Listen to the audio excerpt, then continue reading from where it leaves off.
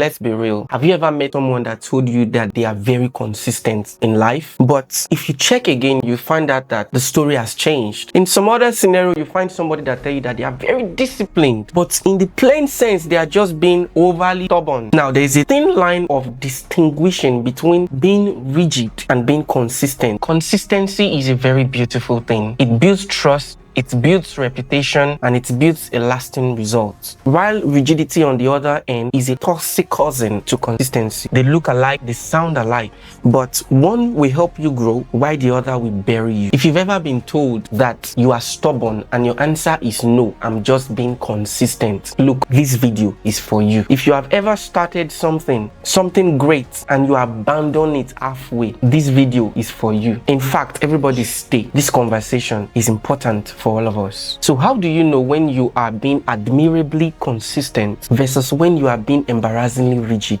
Because nobody ever wakes up and just decides to be unnecessarily stubborn overnight. At least I hope not. The issue is that none of us can actually tell the difference from the inside. So here is the breakdown. What is consistency? According to the dictionary, consistency is showing up for your goals and your values and your commitment even when the motivation has left the group chat. It is doing the work in the days you don't feel like it and on the days you do. The consistent person wakes up every day, every morning, and still do their 30 minutes workout, even when body not green, even when the bed feels heavy. The consistent person, he goes out and puts up content on their socials even when engagement is low. The consistent person saves up money even when the collection from their favorite brand screams their name and the full government name and says buy me, they still save. Consistency is not about perfection. You might start and you might skip a day, or you might forget the routine, but you still keep right on track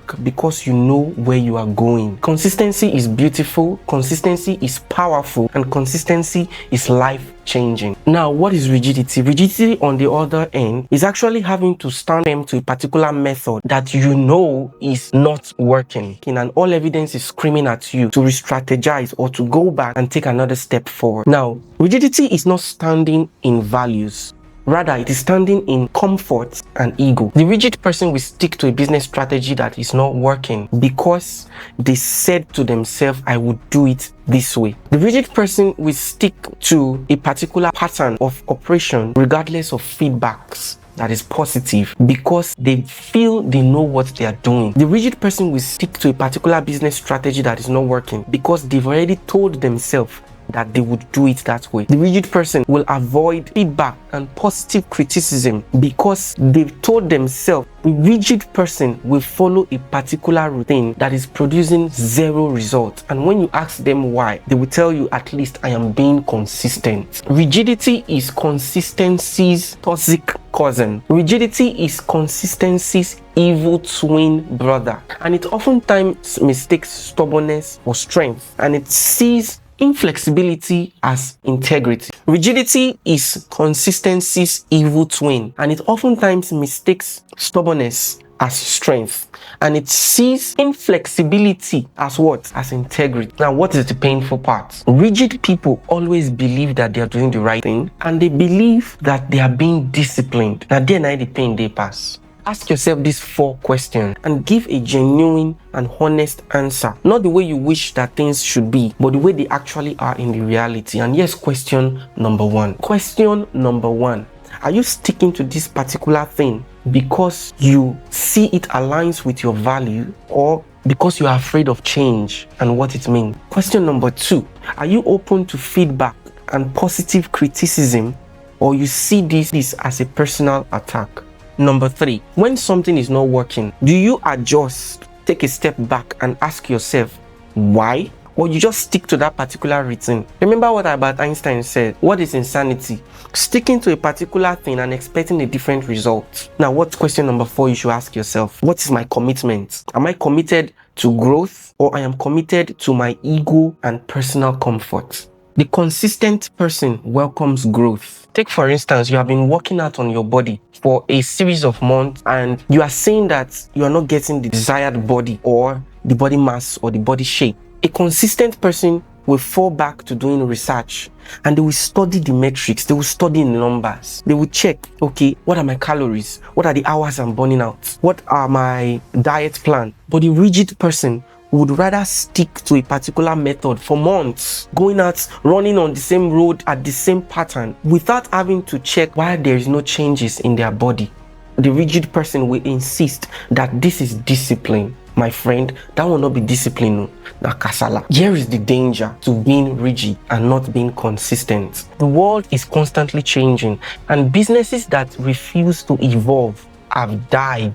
I once read a book by David Lester, how they started, how 30 great ideas becomes 30 great businesses. Businesses that refuse to evolve, they die. Relationships that refuse to bend, they break. They go chop breakfast. Now, people that refuse to unlearn and relearn will eventually go into a state of plateau. There's this Yoruba proverb that I learned, and it says that the tree that refuses to bend in the storm will break. Yes, you're not a tree, but the principle still applies. Stubbornness that is wrapped in the language of consistency is still stubbornness. It will cost you. The most dangerous part to committing to rigidity is when rigidity proves to be wisdom. In this scenario, you can hear somebody say, I was committed and I kept to my words. Now, in that scenario, what about when what you're committing to becomes proven later as wrong? Now, that is not commitment to integrity. It is commitment to pride. Remember what they say in the old adage, that pride goes before a serious, embarrassing fall. So how do we stay consistent without being rigid? It starts by understanding the difference between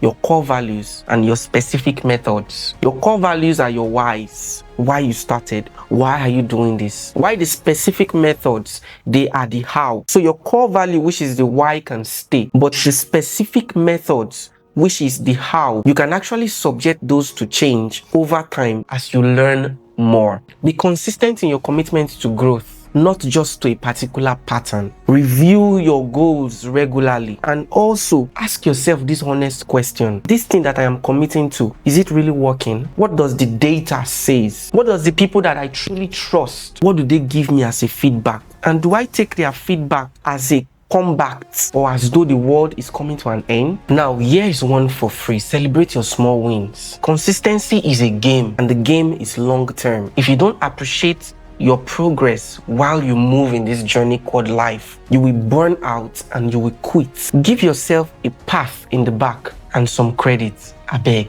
So take a moment out today, pause all of your hustles, all the bustling and hustling, and ask yourself this honest question. Where in my life am I being consistent? Or where in my life am I being rigid and I am calling it consistency? Because the two can actually exist in one person at the same time.